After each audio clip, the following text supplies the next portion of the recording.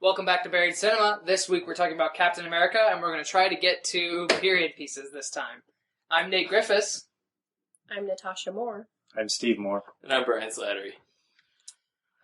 Captain America, the first Avenger, is about Steve Rogers, who is a weak man who's selected to be given a super serum to be turned into Captain America.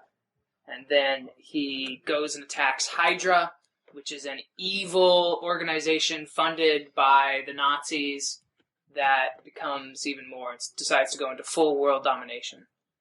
Because the Nazis weren't into that. The Nazis weren't into that, no. But it stars Chris Evans as Captain America, Hugo Weaving as the Red Skull, the head of Hydra, Tommy Lee Jones as a cranky old curmudgeon army guy. So himself. And for our opening review, I'm going to turn to Brian. Sure. Would you like to do an opening review? I'll do opening review. Okay.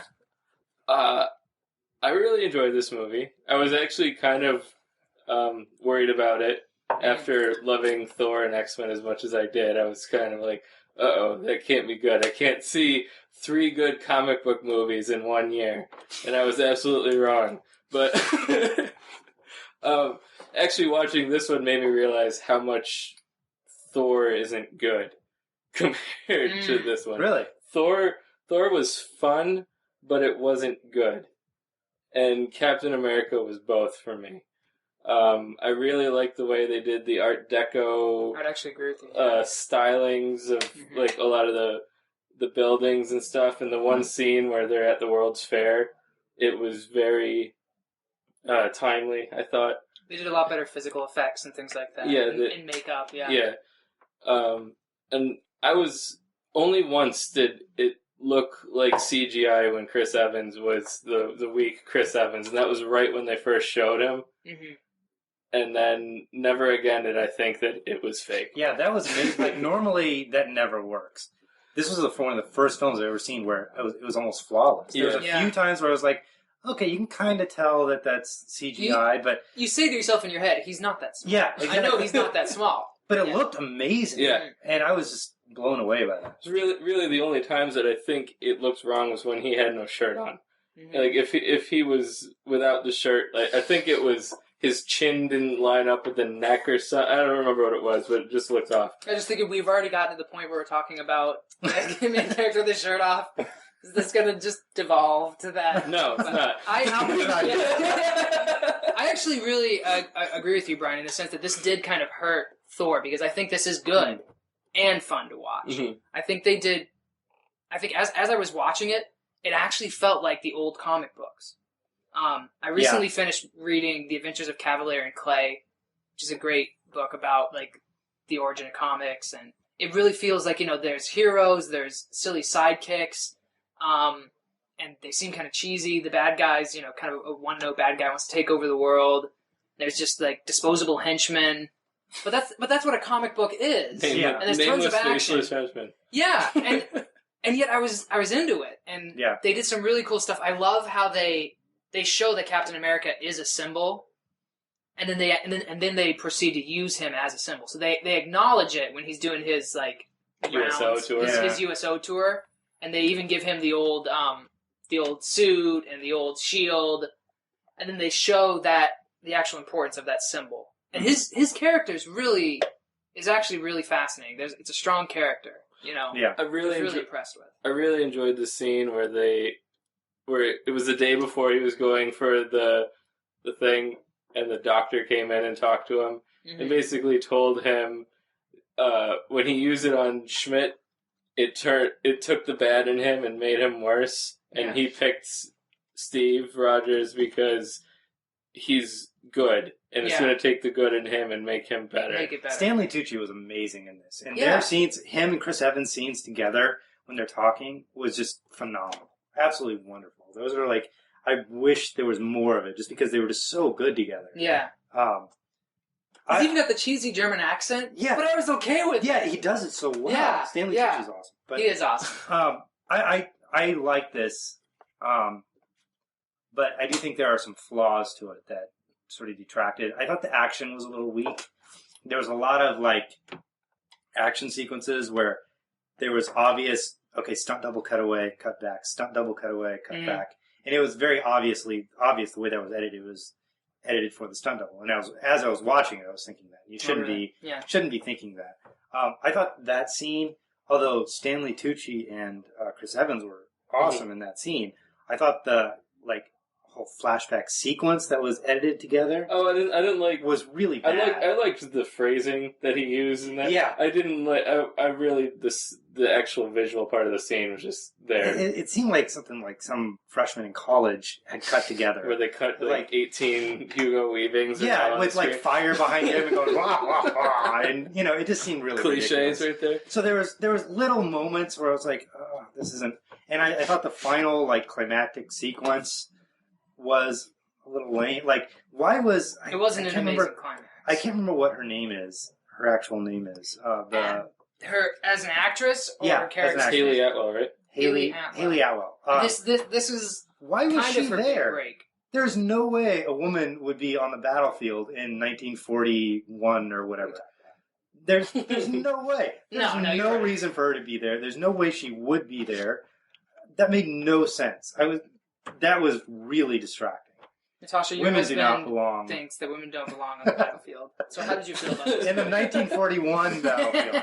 Or 42 or whatever this was. 43, I believe. Yeah. 43. I was close. Well, Steven's wrong. Oh, okay. Naturally, he's wrong. Mm-hmm. Yeah, Steven's always wrong. Yeah. How'd you feel about this movie, Natasha? You said you liked it or you didn't like it? I did like it. I think it had some flaws. Okay, I didn't like it. But there were no flaws. But there were no flaws. It was flawless, but I hated it. That's my exact review. No. I really enjoyed the movie. It was very entertaining. I didn't see any of the flaws that Stephen was mentioning. I didn't notice the stunt double stuff. I did notice her being on the battlefield, but it didn't seem out of place for the movie. She's got a uniform.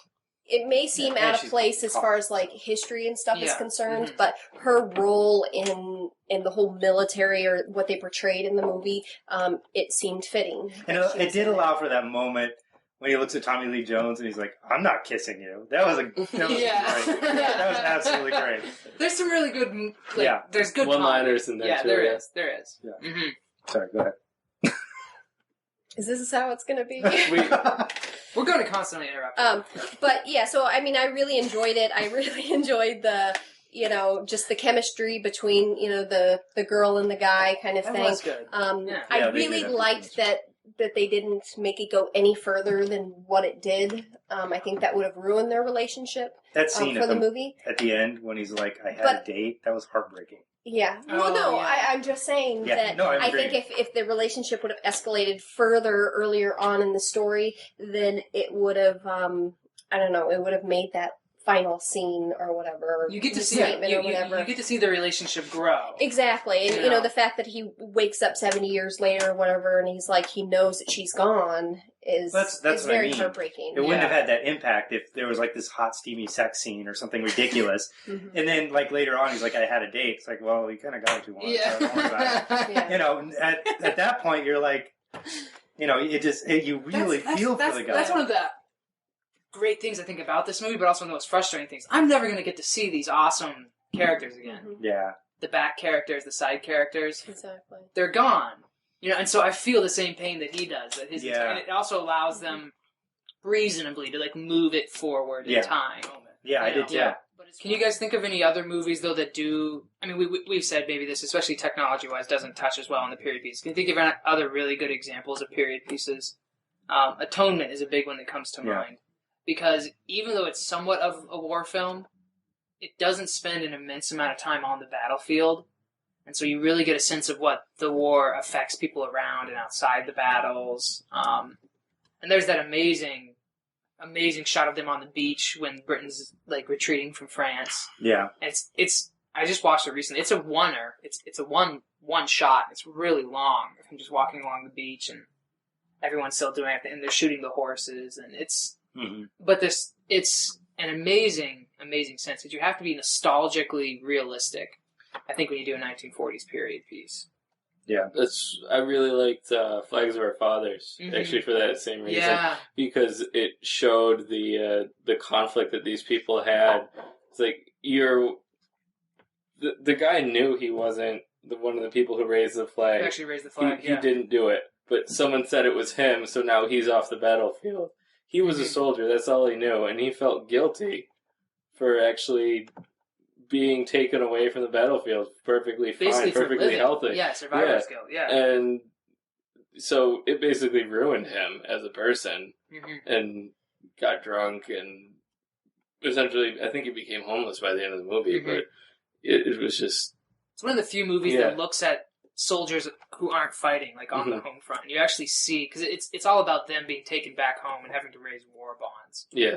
You know? Yeah. It's basically the reverse of Captain America. Of Captain America, yeah. But it's, and you're right, that's a really, really good piece, because you see what it does to actual soldiers and how it really completely different from Letters from Iwo Jima, which is just all-out war, the entire film. But good in its own right, too. Good in its own right, yeah. I think not just war films, but, same director, Rocketeer, does a really good job of evoking that time period, the sense that was in the 40s too, right? Yeah. Just the feeling of the 40s with the, sort of everything very rounded and very smooth and,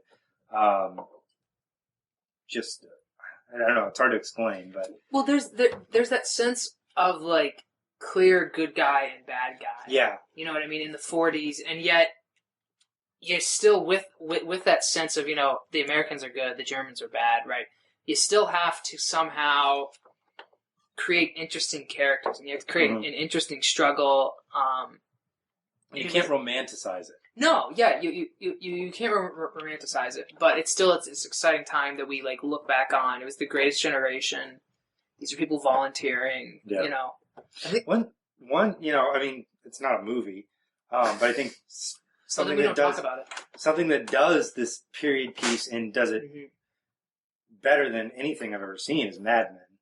I mean, it's almost impossible to talk about period pieces without talking about Mad Men, because it doesn't shy away from the negative side, the sexism of that period, and and treats it,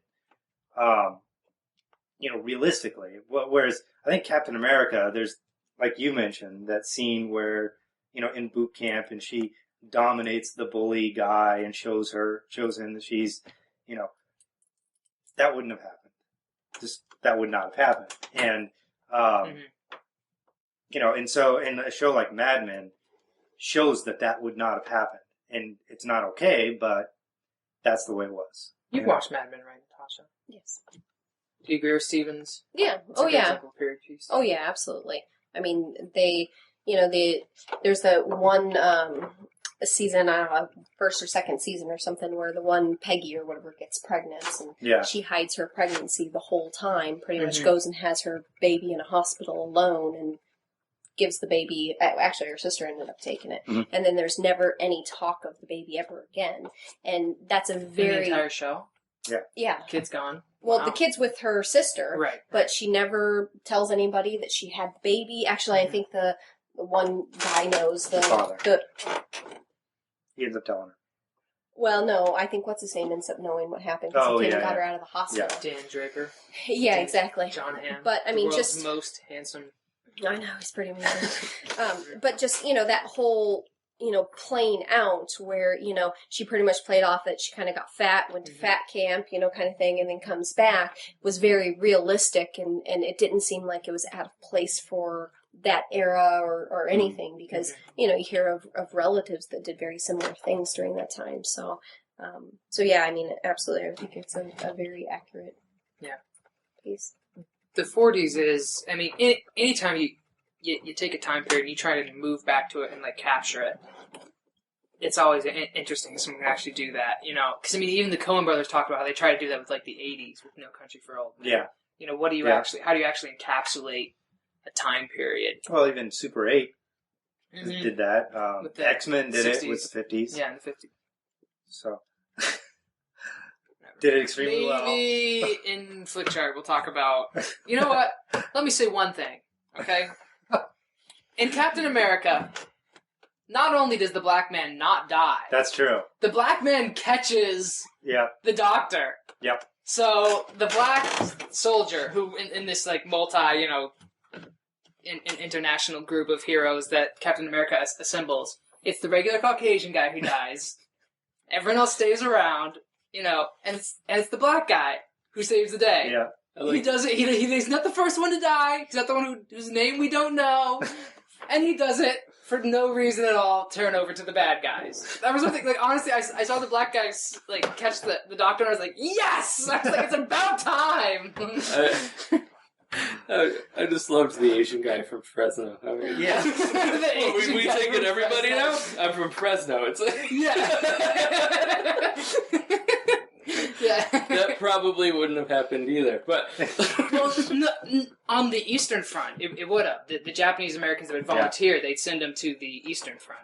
Yeah. Yeah, the first couple of them. Because eventually they started putting them in concentration camps. Which is... There's never... You know what we didn't talk about? We didn't Make a movie about that, Hollywood. Yeah. It's never been done. We didn't talk about Hugo Weaving. No, he's a great villain. I was watching it, and I'm like...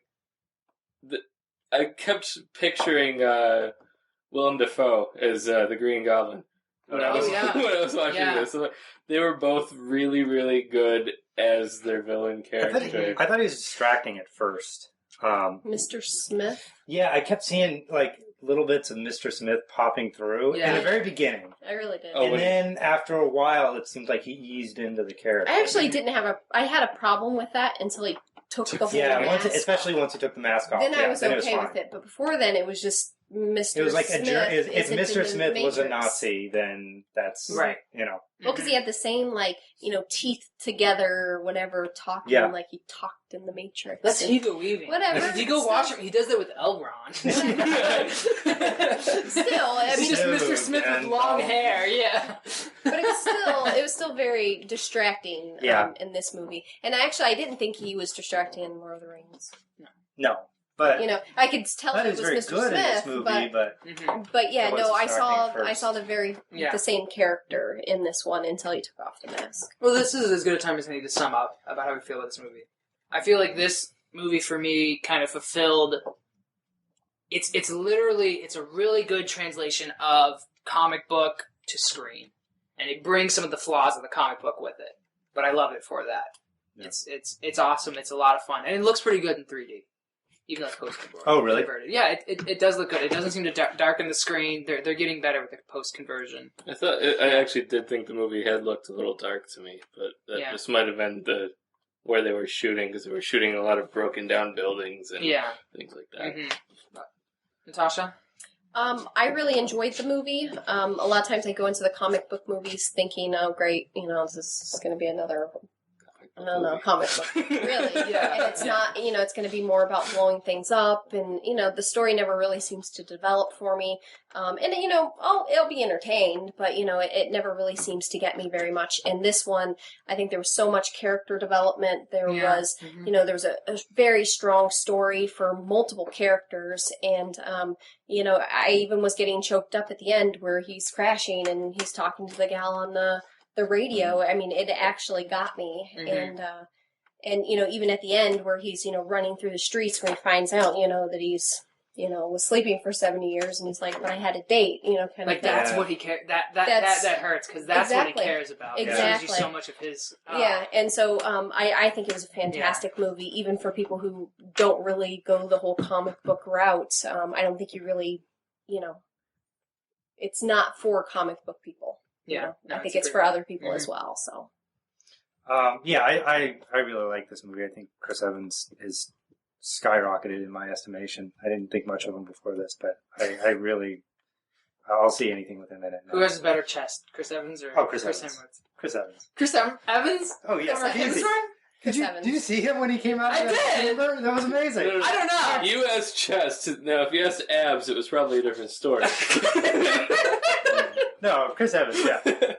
Chris Evans looks more realistic. Chris Hemsworth is just ridiculous. You're just like, no one is that large. No one. Nope. There were some distracting things about the movie that I think held it back a little bit. But overall, it was good. Way better than I expected. Yeah. And I was expecting it to be be good. And it was still better than that. Like you said, the summer has no right to have 3 good comic book movies in it. And it doesn't. And this summer does, according to every critic you speak to. Yes, according to all the critics who are wrong. Well, Thor wasn't that great. Well, we did discuss this right at the beginning. Well, according to every other critic you speak to, or read, Whatever. 3 good comic book movies this summer, and that's unheard of. So I enjoyed it. There were some continuity issues that I had with it. The acting was great. Yeah. I think everyone basically did well.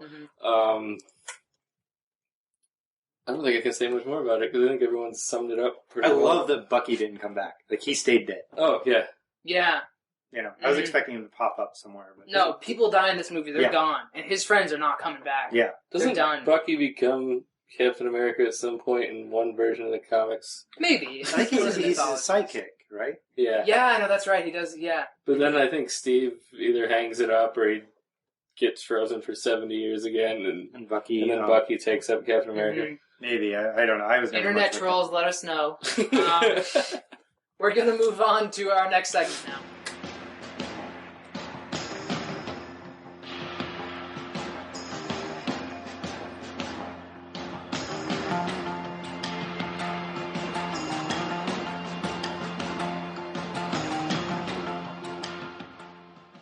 Alright, welcome back to Buried Cinema. We are now going to add Captain America to our flick chart. And the first bit up is Captain America or Hannah. I still haven't seen Hannah because it hasn't come out on DVD, to my recollection. So this is just me and Nate. You didn't see it. Yeah, I didn't see it. I This didn't. is this year, though. Yeah, I didn't want to go see a movie both that had a child assassin in it, regardless of the story. It didn't. Professional's really good, though. Yeah.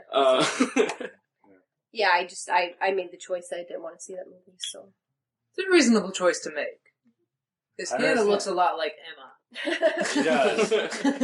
Like, frighteningly so. Yes, and And Emma kills people as well. Yeah. So You just don't I just don't want to be having dreams about my children, murdering people. I do. That'd be awesome. Really? If Emma was an assassin, are you kidding? That'd be amazing. You'd be the proudest father ever. You probably wouldn't be a father. You'd probably be dead, and that's why she becomes an assassin. But I would be Some proud form up of until the revenge. moment I die. No, you'd be dead, and then she becomes an assassin. Or you'd be like Eric Bana and teach her how to become an teach her. assassin. That means I would be awesome too. So This is tough. So clearly This is you're really going to tough. die.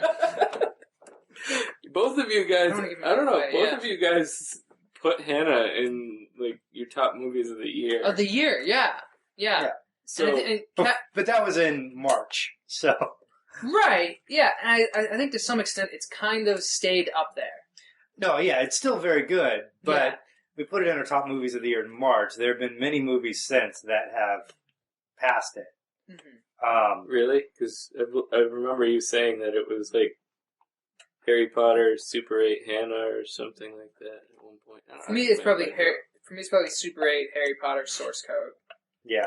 And honestly, Hannah's still right there for me, number 4. Like, I mean, It's up there, yeah. Source Code, is that the one with Jake Gyllenhaal? mm-hmm. Gyllenhaal? The train blows up 5 times. Really? Only 5. It's awesome. I think it's more than 5. It's awesome. It's a really good movie. Yeah. Oh, yeah. Oh, You didn't like it? It's not nowhere near Harry Potter. I mean, We're talking Super 8's like- between it. Well, I didn't see Super 8 again, because it's a scary movie, so I chose not to see that movie. But I don't think that Source Code comes anywhere near Harry Potter. Oh, really? But anyways, Hannah and Captain America. I'm gonna go Hannah. I'm gonna go Hannah. Both movies have their flaws. I'm kind of like putting my trust that Hannah does have more like substance to it, especially on like future viewings. I get the feeling that Captain America would be really fun to watch, but I think it's hit its limit for what it can do thematically. You know what I mean? Yeah, I agree. I think most of its themes are very good about comic books as symbolism and just heroes as symbols, but I think they're pretty much surface level. The problem I have with Hannah, And I think I'll end up going Hannah as well. But I think Hannah is kind of like Let Me In, where it's one of those movies, it's amazing, and every time you think about it, it's amazing, but you don't really think about it. It never just really comes up, you know? You never like, what movies were great this year? Well, there was that movie, and you just kind of forget about it, you know? Let Me In, it was an awesome movie. It was everything I could have asked for. No, you're right. But it just kind of got lost in the shuffle. When we talk about last year, we talk about Inception and Toy Story 3. We don't talk about Let Me In. Exactly. Yeah. And I think Hannah's kind of the same way. Just for some reason, it doesn't have that staying power that I think other movies do. It's going to become a buried film. Yeah. Oh, absolutely. Yeah. If not already. Mm-hmm. Yeah. But I think for now, while it's in, I mean, I think it's a better made film than Captain America. Barely, but it is a better made film. Yeah. Both going with Hannah on this one. Mm-hmm. She could probably kick Captain America's ass. Sure. Yeah. Captain America would not know what hit him. No. Because who's going to fight a little girl? That's probably what's disturbing about that film. Is that there's not Captain America. There's bad guys who are willing to like chase down and kill a little girl. Yeah. Those bad guys in Hannah are scary. They're really bad. They're scary as heck. You would not like it, Natasha. Captain America or Dan in real life? Well, Alba's not here, so Dan in real life is probably going to lose. Yeah. Dan in real life is good. It's Steve Carell. Mm-hmm. Doing what he does really well. Playing the straight man when everything's going crazy around him. He makes a movie that he's in better. Yeah, he does. Steve Carell really does. He's an amazing Fortunately, actor. he picks bad movies and lifts them up to I think he just picks passable. Yeah, like lots of movies. And yeah, I like Captain America. It's more fun. It's more fun, I know yeah. we sang the praises of Dan in real life like last week and how that it's good. It is a very we're good hypocrites, romantic comedy. So no, it's good, but it just doesn't. Yeah, there's just more. There's not enough fun. It's not fun. Yeah, it's more fun with Captain America, and Mm-hmm. Also, it has Dan in real life has Dane Cook, which is a notch against it. Yeah, it's not a notch against Mystery Men. No, Mystery Men is a notch against Mystery Men. Dane Cook's actually good in Mr. Brooks. Yes, he is. Because he's not being a comedian. Yeah. There it is, yep. Captain America or Cool Hand Luke? Oh, this is easy. Cool Hand Luke is classic. Yeah. It's absolutely wonderful. Alright. Cool. Paul Newman with his shirt off. Chris Evans or Chris Hemsworth. Paul Newman. Oh, you were asking her. One of these You're allowed to answer. Yeah. One of these things is not like the other. Yeah. One of them's named Paul, first of all. I think Paul Newman with his shirt on is much more, sexier than any He makes of the other great guys. pasta sauce. Just salad dressing. Isn't there that scene in Cool Hand Luke or whatever? With the eggs? Where he's like sitting up against the meter or whatever. He's got his like cigarettes in his shirt. At the very beginning. He's like smoking a He's just cigarette or chilling. something. Yeah. I mean, basically waiting to get arrested. Yeah. Yeah. When I was in high school, we would watch that over and over and be like, how can we be like that? Yeah. How can we be him? Oh, yeah. I've watched that movie so many times. And every time I come away with it, I want to read up on criticism because I'm like, there's a lot here, but I just can't fathom it. Like, I sat down and watched with my parents. Mom was like, that movie's amazing, but I don't get it. I don't understand. Yeah. Like, I mean, his just refusal to be punished or refusal to accept any kind of, like, conformity or even, like, heroism. It's an awesome film. Yeah. And Paul Newman is amazing. well, and that movie is held up over decades and decades and decades. Mhm.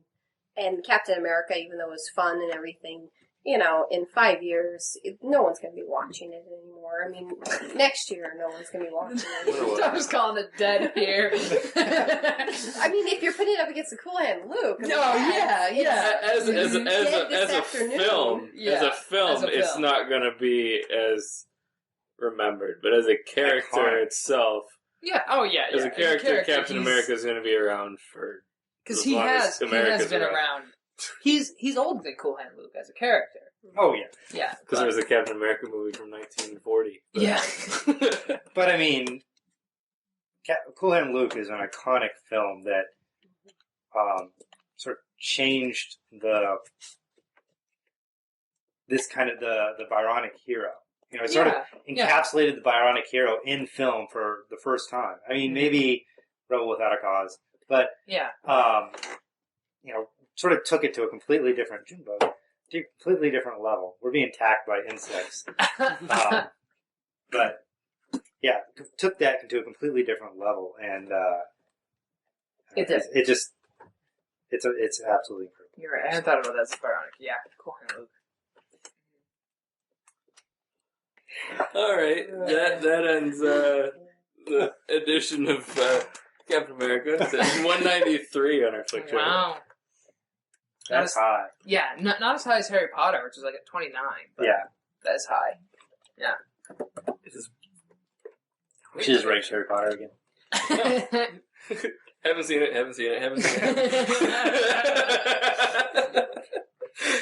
We'll do a couple of random ones. Mary Poppins or Nick and Nora's Infinite Playlist? Nick and Nora. What?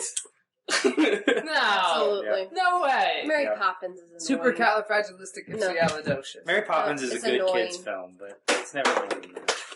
It's Can I silly. have that back? No. It's silly. Has No. great music. Great music. Great dance routines. Yeah, but it's not a good movie. I take it back.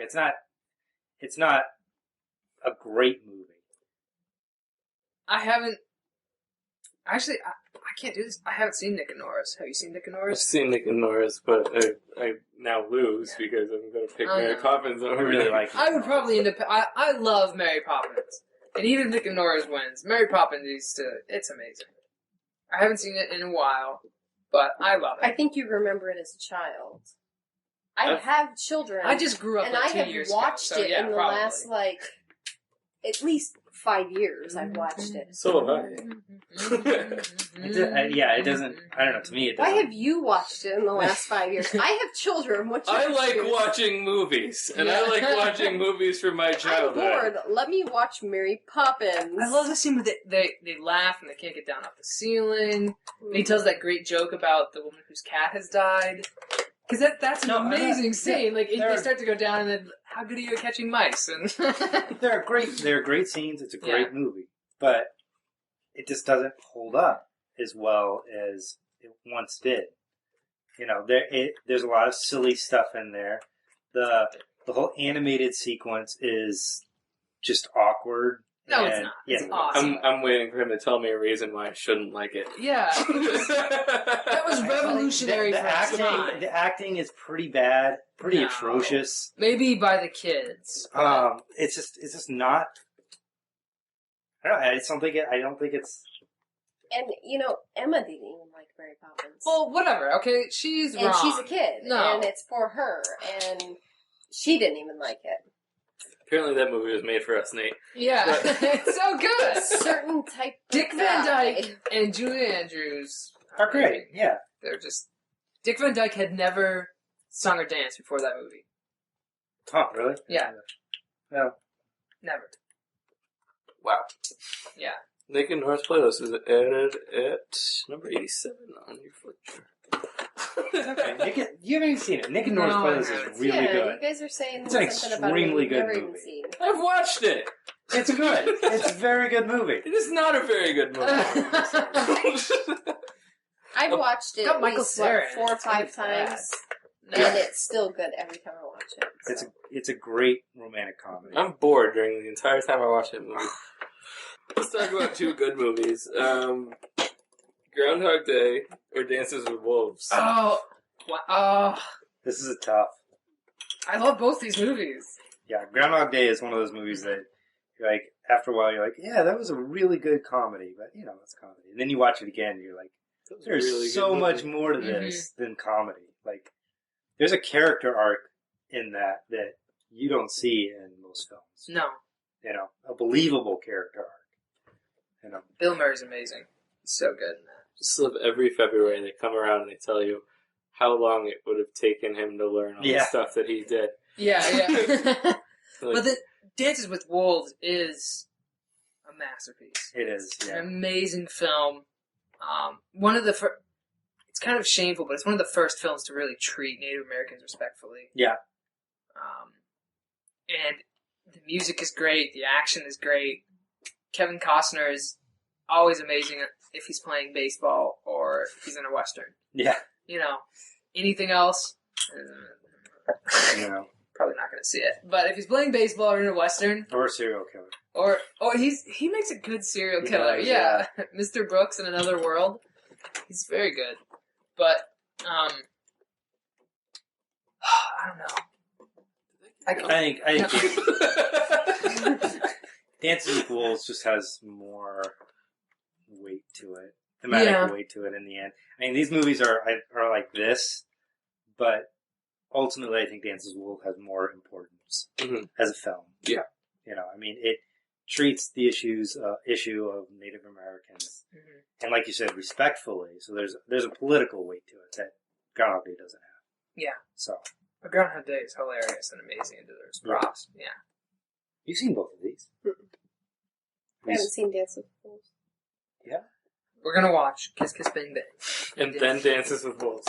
We're gonna in that order up until 6 a.m. Again, I'm busy on that day. Yeah.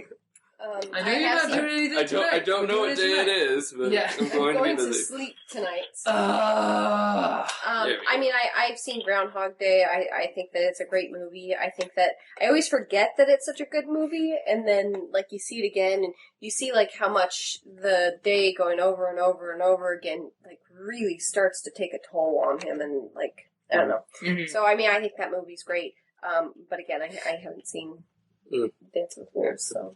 I love when he punches the guy. I think he's like the salesman or whatever. He's just so angry. When he tries to kill himself? Yeah. That's such a, I mean, in a comedy, that's a dark scene. Mm-hmm. And he can't do it, and he's like, what the hell? It's magic. You're so freaking out about the lead. He's like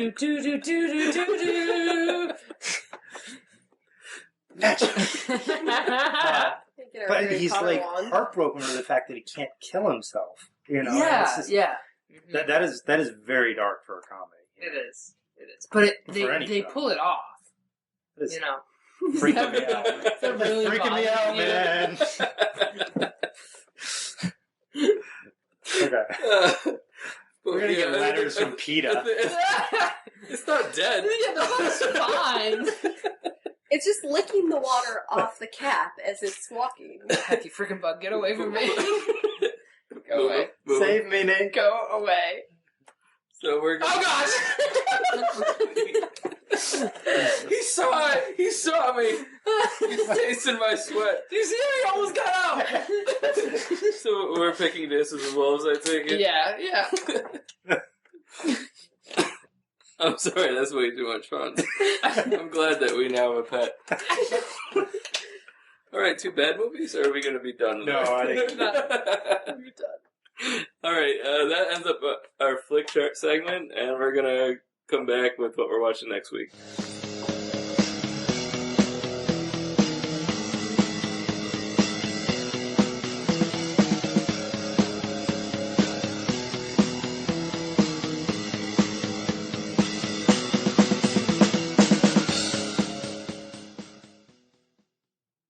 Okay. Okay, so next week we're going to be watching Cowboys and Aliens. This is one of the ones that we've been looking forward to. We've been talking about for a while. This is Jon Favreau, after his Iron Man stint, is trying something new in sci-fi. But he is a good director, and I'm looking forward to something different from him, kind of. Daniel Craig. So, Harrison Ford, this is his first sci-fi film since Star Wars. So, that's kind of exciting. Olivia Wilde and Sam Rockwell. Basically, cowboys fight aliens. What more could you want? Yeah. Nate? I am very excited for this film. Mostly because it feels like the summer film. Yeah. You know what I mean? It is cowboys versus aliens. And then when I saw the trailer made me really excited because it seems like there's a decent story to it. Some kind of a mystery. A pretty simple mystery, you know, some guy has a magical thing in his hand and he's chosen for whatever reason. I think we haven't seen the aliens. Yeah, I think you see a hand in a trailer, and that's about it. Yeah. But even the design of their ships looks really creepy. It looks cool. It looks pretty unique. I'm excited. Very excited. Of course, I'm excited. When things blow up, I enjoy it. And what I get for the trailers is a lot of explosions. It looks like it's going to use the amnesiac cliche a bit too much, where Daniel Craig doesn't know who he is, so he has to find his wife or whoever the woman in that picture is. Could be his mother. Who knows? I just feel like it's going to rely on that maybe a little too much, and it might detract slightly. But if enough stuff blows up, I'll let it go.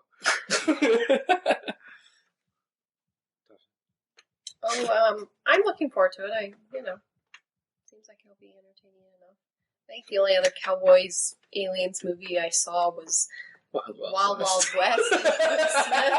Can't not live up to that. And if this is even slightly better, then I think we're good. So, the trailer was slightly better than that. So, I don't really have a whole lot to compare it to as far as Cowboys and Aliens. The trailers look fantastic. The whole wrist thing that Daniel Craig has on really has got me kind of curious how he got it, kind of thing. Obviously he was abducted and it, somehow got put on or something. But, I don't know. It's just kind of the whole shooting down a spaceship or whatever, and it just goes and just kind of goes back into the little bracelet. That did look pretty cool. Yeah, and actually the whole Harrison Ford where he's like, I want me that soldier, or whatever he ends up saying. That was as a cowboy. Yeah, that was very convincing. I can really see him as a grumpy old man. Grumpy old cowboy. Yeah, exactly. So he just rode onto set. And, excuse me, Harrison. What are you? No. What are you? All right, okay, we'll use you. Yeah. Yeah, westerns and science fiction are my favorite genres. Yeah. Make them fight each other. And how could that not be good? And it has some of my favorite actors in it. Sam Rockwell can almost do no wrong. Harrison Ford is awesome. Most of the actors in this movie have not made very many bad movies. So and Jon Favreau. This is what he directs. Yeah, this is his thing. So I just don't see how this could be bad. Yeah. I'm really looking forward to it. So, that's all for this week of Buried Cinema. You can check us out on the web. We're at www.buriedcinema.com. You want to tell about minisodes? We basically take the whole 45-minute long episode, we cut it down to about 10 minutes, and you can get a gist of what our conversation is if you don't have time to watch the full episode. They're on our website under minisode. You can find us on Facebook. Incidental Dog presents Buried Cinema. We update Monday through Friday, right? Yeah. Mm-hmm. Yeah. Different little things. The rant pad that Steve will tell you about. Quizzes or polls. And the videos get posted on Tuesdays. Yep. You can also email us movie ideas. Hidden movies, buried movies at buriedcinema@gmail.com. Be sure to email them a lot of chick flicks that you really want them to watch, because that would just be fantastic, and yes. I'd love to see their pain. Please. If there are any chicks that even watch this. We're girls. Real ones. My mom watches it. Sometimes. Real ones. I'm begging you, please. I've met a real girl before. I know they're real. My children don't count, Nate. We're going to tell them that. Yeah. They don't count as real girls that Nate has met. Anyways, if you follow us on, or if you subscribe to us on iTunes, if you don't subscribe to us on iTunes or some other RSS feed. Leave a review. We'd really appreciate it. We'd love to hear what you have to say about the show. Also, you can follow us on Twitter, Buried Cinema, at Twitter, Buried Cinema. At Buried Cinema. And anything else I'm forgetting? No, Rantpad. Oh. Rantpad, Monday, Wednesday, Friday, we post. Nate has an article on adaptations. Sometimes he's lapsing I'm back. into I'm back Korean to cinema again. Yeah. He's having a hard time quitting cold turkey, so he's having a couple relapses. The but- adaptation ones take a long time. I have to read like a book and two books Yeah. and watch two movies. So It take a while. he's back into adaptations. I'm still doing my post-apocalyptic after the atrocious film last week. This week will be a little bit better, and Tom is doing monsters or aliens or something. We're not quite sure. Aliens. We got an angry email. And we still can't get it right. So, so anyways, next week, Cowboys and Aliens.